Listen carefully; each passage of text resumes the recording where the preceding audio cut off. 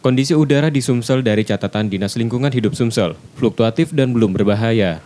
Pemantauan kualitas udara yang dilakukan lembaga ini dengan mengukur indeks standar pencemaran udara ditetapkan berdasarkan 5 parameter utama, masing-masing karbon monoksida, CO, sulfur dioksida, SO2, nitrogen dioksida NO2, ozon permukaan O3, dan partikel debu PM10. DLH Sumsel menggunakan Air Quality Monitoring System sesuai ketentuan pemantauan saat ini. Kualitas udara Sumsel berada di level 147 dalam kategori tidak sehat. Pada 2 hari ini dan 1 hari ini naik pada skala tidak sehat, yaitu pada nilai 147. Perlu kami informasikan bahwa kategori dalam penilaian ini, levelnya ini,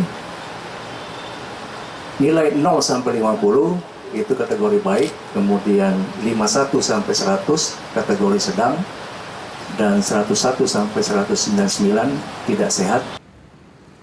Kualitas udara tidak sehat ini baru terjadi 2 hari terakhir. Sebelumnya kualitas udara masih fluktuatif.